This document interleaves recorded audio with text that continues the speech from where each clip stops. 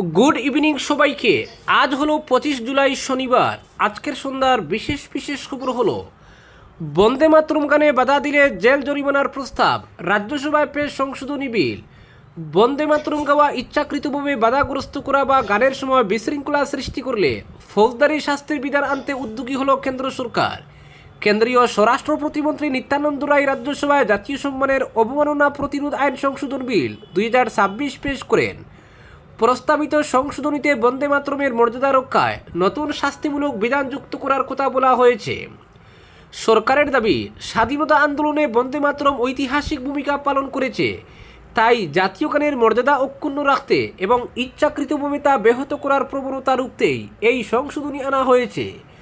বিল অনুযায়ী কেউ যদি সচেতনভাবে বন্দে মাতরম গাওয়া বন্ধ করার চেষ্টা করেন বা গানের সময় বিশৃঙ্খলা সৃষ্টি করেন, তবে তার বিরুদ্ধে আইনি ব্যবস্থা নেওয়া যাবে। শাসক দলের রাজ্যসভার সাংসদ সঞ্জয় শেঠ এই উদ্যোগকে স্বাগত জানিয়ে বলেন, সাম্প্রতিক বছরগুলিতে বন্দে মাতরমের গ্রহণযোগ্যতা আরও বেড়েছে, তাই জাতীয় সঙ্গীতের মতোই জাতীয় গানও সর্বত্র সম্মান পাওয়ার দাবি রাখে। তবে বিরোধীদের একাংশ এই বিলের সাংবিধানিক বৈধতা নিয়ে প্রশ্ন তুলেছে। তাদের মতে এই সংশোধনী নাগরিকের মৌলিক অধিকারের সঙ্গে সংঘাত তৈরি করতে পারে। বিলটি পেশ হওয়ার আগেই কমিউনিস্ট পার্টির রাজ্যসভার সাংসদ জন বিট্টাস কেন্দ্রীয় স্বরাষ্ট্রমন্ত্রী অমিত শাহকে চিঠি লিখে প্রস্তাবটি পুনর্বিবেচনার আবেদন জানান। গত 19 জুলাই লেখা ওই চিঠিতে তিনি বলেন, বন্দে মাতরম স্বাধীনতা আন্দোলনের এক অনন্য প্রতীক হলেও সেটিকে ঘিরে ফৌজদারি দায়বদ্ধতা তৈরি করা সংবিধানের চেতনার সঙ্গে সামঞ্জস্যপূর্ণ নয়। অপরদিকে রাজ্যের শীঘ্রই কেন্দ্রীয় উচ্চ পর্যায়ের প্রতিনিধি দল আসামের ভয়াবহ বন্যা পরিস্থিতি নিয়ে কেন্দ্রের সর্বোচ্চ স্তরে আলোচনা হয়েছে। খুব শীঘ্রই ক্ষয়ক্ষতির বাস্তব চিত্র খতিয়ে দেখতে দিল্লি থেকে একটি উচ্চ পর্যায়ের কেন্দ্রীয় প্রতিনিধি দল আসামে আসবে। প্রতিনিধি দলের প্রতিবেদনের ভিত্তিতে ক্ষতিগ্রস্ত জেলাগুলির জন্য বিশেষ আর্থিক সহায়তা প্যাকেজ ঘোষণার কথা জানিয়েছেন কেন্দ্রীয় মন্ত্রী সর্বানন্দ সোনোয়াল। নয়াদিল্লিতে এক সাংবাদিক বৈঠকে সোনোয়াল বলেন, সাম্প্রতিক বন্যায় আসামের লক্ষ লক্ষ মানুষ ক্ষতিগ্রস্ত হয়েছেন। এখনও পর্যন্ত 50 জনের মৃত্যু হয়েছে। নিহতদের পরিবারের প্রতি গভীর শোক প্রকাশ করে তিনি বলেন, এই কঠিন সময়ে কেন্দ্র ও রাজ্য সরকার একযোগে পরিস্থিতি মোকাবিলায় কাজ করছে। কেন্দ্রীয় মন্ত্রী জানান, মুখ্যমন্ত্রী ডক্টর হিমন্ত বিশ্ব শর্মার নেতৃত্বে রাজ্য সরকার উদ্ধার ও ত্রাণ ও পুনর্বাসনের কাজ দ্রুতগতিতে চালিয়ে যাচ্ছে। দুর্গত মানুষের কাছে প্রয়োজনীয় সাহায্য পৌঁছে দিতে প্রশাসন সর্বশক্তি নিয়োগ করেছে। সোনোয়াল বলেন, কেন্দ্রীয় প্রতিনিধি দল বন্যা কবলিত এলাকাগুলি সরেজমিনে পরিদর্শন করে ক্ষয়ক্ষতির পূর্ণাঙ্গ মূল্যায়ন করবে। সেই প্রতিবেদনের ভিত্তিতেই কেন্দ্র ক্ষতিগ্রস্ত জেলাগুলির জন্য বিশেষ আর্থিক সহায়তা প্যাকেজ নিয়ে সিদ্ধান্ত নেবে। অপরদিকে ককরোচের জয়, পদত্যাগ করতেই হলো ধর্মেন্দ্রকে। গোটা দেশে প্রতিবাদের মুখে অবশেষে নথি স্বীকার কেন্দ্রীয় সরকারের। কেন্দ্রীয় শিক্ষামন্ত্রীর পদ থেকে ধর্মেন্দ্র প্রধানের ইস্তফার দাবিতে প্রথম থেকেই অনড় ছিল সিজেপি। আজ সরকারের সঙ্গে তাদের তৃতীয় বৈঠক হওয়ার কথা ছিল, তার আগেই পদত্যাগ করলেন ধর্মেন্দ্র প্রধান। ককরোচ জনতা পার্টির আন্দোলনের মধ্যেই ইস্তফা দিয়েছেন কেন্দ্রীয় শিক্ষামন্ত্রী ধর্মেন্দ্র প্রধান। নিটের প্রশ্নফাঁস এবং শিক্ষাক্ষেত্রে দুর্নীতির অভিযোগে প্রথম থেকেই তার পদত্যাগের দাবি জানিয়েছিল সিজেপি। বলা হয়েছিল, মন্ত্রীর ইস্তফা ছাড়া কোনো শর্তেই তারা আন্দোলন প্রত্যাহার করবে না। এ বিষয়ে কোনো বোঝাপড়া চলবে না। দুর্নীতির দায় মন্ত্রীকে নিতে হবে। এ বিষয়ে সরকারের সঙ্গে সিজেপির প্রতিনিধিদের 2 দফা বৈঠক হয়েছে, কিন্তু আন্দোলনকারীরা দাবিতে অনড় ছিলেন। ধর্মেন্দ্র জানিয়েছেন, তিনি প্রধানমন্ত্রী নরেন্দ্র মোদীর কাছে ইস্তফাপত্র পাঠিয়েছেন। সূত্রের খবর, প্রধানমন্ত্রী নিয়ম অনুযায়ী তা রাষ্ট্রপতির কাছে পাঠান। রাষ্ট্রপতি সেই ইস্তফাপত্র গ্রহণ করেছেন। অপরদিকে চলমান বর্ষার মরশুমে জেলার নদীবাঁধসমূহের ক্ষয়ক্ষতি প্রতিরোধ এবং সম্ভাব্য বন্যার ঝুঁকি কমানোর লক্ষ্যে সতর্ক নজর রেখে চলেছে হাইলাকান্দি জেলা প্রশাসন। জেলার প্রধান 2 নদী বরাক ও কাটাখালের বাদে অবৈধ নির্মাণে নিষেধাজ্ঞা জারি করা হয়েছে। ইতিমধ্যেই স্থানে স্থানে এসব অবৈধ নির্মাণ গুড়িয়ে দেওয়া হয়েছে। বাঁধের উপর অবৈধ দখল কোনো অবস্থায় বরদাস্ত করবে না হাইলাকান্দি জেলা প্রশাসন। বাঁধের উপর বা পাশে কোনো ধরনের বসতবাড়ি তৈরি করা যাবে না, অবস্থান স্পষ্ট করে দিয়েছে জেলা প্রশাসন ও জল সম্পদ বিভাগ।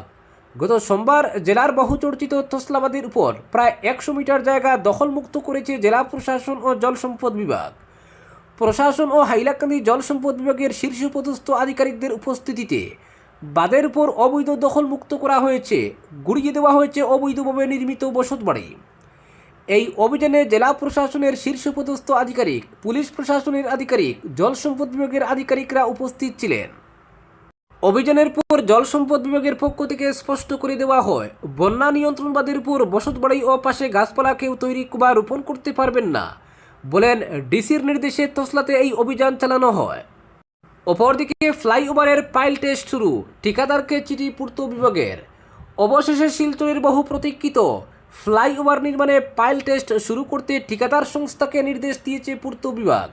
পূর্ত গ্রামীণ সড়ক বিভাগের শিলচর উদারবন টেরিটোরিয়াল ডিভিশনের এক্সিকিউটিভ ইঞ্জিনিয়ার অনিরুদ্ধ নাগ এক চিঠি দিয়ে ক্যাপিটাল থেকে রাঙ্গিরখাড়ি পর্যন্ত মোট 3টি জায়গায় পাইল টেস্টের কাজে হাত দিতে বলেছেন ঠিকাদারকে। ক্যাপিটাল থেকে রাঙ্গিরখাড়ি প্রস্তাবিত ফ্লাইওভার হবে 2.3 কিলোমিটার লম্বা। এর জন্য প্রথম পর্যায়ে বরাদ্দ হয়েছে 400 কোটি টাকা। টেন্ডারের ভিত্তিতে ফ্লাইওভার নির্মাণের বরাত পেয়েছে SGCCL এবং LLPL, অর্থাৎ যৌথভাবে গৌতম কনস্ট্রাকশন এবং অনুপম নির্মাণ প্রাইভেট লিমিটেড। এই দুই ঠিকাদারের নামে আগেই ফ্লাইওভার নির্মাণের ওয়ার্ক অর্ডার দেওয়া হয়েছিল। ওই ওয়ার্ক অর্ডারের ভিত্তিতেই এবার দেওয়া হয়েছে পাইল টেস্টের নির্দেশ। ফ্লাইওভার নির্মাণে অগুনতি পিলার বানানো হবে। সেই পিলারগুলির ওজন বহন এবং ধারণ ক্ষমতা এবং মাটির অবস্থা যাচাই করতে হবে পাইল টেস্ট। পূর্ত বিভাগের নির্দেশ অনুযায়ী পাইল টেস্ট হবে শিলচর ক্লাব রোডে অফিস পড়া লাগোয়া ডাকবাংলোর ভিতরে, শিলচর সিভিল হাসপাতালের ভিতরে এবং রাঙ্গিরখাড়িতে তরণী রোড লাগোয়া রাধাকৃষ্ণ মিষ্টান্ন ভাণ্ডারের সামনে। এদিকে জানা গেছে দুই ঠিকাদারই তাদের সামগ্রী নিয়ে শিলচর ক্যাম্প বানিয়ে কাজ শুরুর অপেক্ষায় রয়েছেন। গৌতম কনস্ট্রাকশনের ইঞ্জিনিয়ার সহ কর্মীদের একটি টিম নুনমাটি থেকে শিলচরে এসেছে। এবার ডিসি অফিস থেকে অনুমতি পেয়ে গেলে আগামী 2-3 দিনের মধ্যে শুরু হবে পাইল টেস্টের কাজ। ফ্লাইওভার নির্মাণের ক্ষেত্রে প্রথম পর্যায়ে জমি অধিগ্রহণের ক্ষতিপূরণের অর্থ বিতরণ করা হবে, একথাই সাম্প্রতিক সফরে এসে বলেছিলেন মন্ত্রী কৌশিক রায়। তিনি বলেছিলেন জমি অধিগ্রহণের জন্য 147 কোটি টাকা বাজেট ধরে ফাইল অনুমোদনের জন্য পাঠানো হয়েছে মুখ্যমন্ত্রী হিমন্ত বিশ্ব শর্মার কাছে। অনুমোদন হয়ে এলে ডিসি অফিসের মাধ্যমে অর্থ বিতরণের উদ্যোগ নেওয়া হবে, তবে সেই প্রক্রিয়ার সঙ্গে পাইল টেস্টের কোনো যোগাযোগ নেই। অনিরুদ্ধ নাগ বলেছেন, পাইল টেস্ট এমন কোনো জায়গায় করা হচ্ছে না যেখানে বড় আকারের জমি অধিগ্রহণ হয়েছে, যেহেতু বিভিন্ন সরকারি কার্যালয়ের ভেতরেই পাইল টেস্ট হবে, ফলে এর জন্য ব্যবসায়ীদের কোনো ক্ষতি হবে না। অনিরুদ্ধ নাগ জানান, ফ্লাইওভারের মাটির ক্ষমতা যাচাইয়ের জন্য কারিগরি ভাষায় 1.2 মিটার ডায়ার লোহার পাইপ 30 মিটার পর্যন্ত মাটির নিচে ঢুকানো হবে পাইল টেস্টে। পাইল টেস্টের 28 দিন পর হবে লোড টেস্ট, অর্থাৎ 28 দিন পর পাইল পিলারের উপর 250 টন ওজন দিয়ে এর ধারণ ক্ষমতা পরীক্ষা করা হবে। লোড টেস্ট করতে আসবে বাইরের এজেন্সি, ফলে কার্যত পাইল টেস্টের মাধ্যমেই শুরু হতে চলেছে শিলচর ফ্লাইওভার নির্মাণের প্রথম পর্যায়ের কাজ। অপরদিকে আদালতের শুনানির অডিও বা ভিডিও রেকর্ডিং অনুমতি ছাড়া সামাজিক যোগাযোগ মাধ্যম বা অন্য কোনো ডিজিটাল মাধ্যমে প্রকাশ, পুনঃপ্রচার বা তা থেকে আর্থিক লাভের উপর অন্তর্বর্তীকালীন নিষেধাজ্ঞা জারি করল সুপ্রিম কোর্ট। এক গুরুত্বপূর্ণ নির্দেশে আদালত জানিয়ে দিয়েছে, সংশ্লিষ্ট কর্তৃপক্ষের অনুমতি ছাড়া আদালত কক্ষের শুনানির কোনো অংশ প্রকাশ বা শেয়ার করা যাবে না। প্রধান বিচারপতি সূর্যকান্ত, বিচারপতি জয়মাল্য বাগচি এবং বিচারপতি বি মোহনাকে নিয়ে গঠিত 3 সদস্যের বেঞ্চ এই নির্দেশ দেয়। আদালতের পর্যবেক্ষণ, সর্বোচ্চ আদালত বা দেশের যে কোনো উচ্চ আদালতের শুনানির অডিও বা ভিডিও ক্লিপ সামাজিক যোগাযোগ মাধ্যম বা অন্য কোনো ডিজিটাল প্ল্যাটফর্মে প্রকাশের আগে অবশ্যই সংশ্লিষ্ট আদালতের অনুমতি নিতে হবে। কড়া ভাষায় বেঞ্চ জানায়, আদালত 24 ঘন্টার কোনো মনোরঞ্জনের চ্যানেল নয়।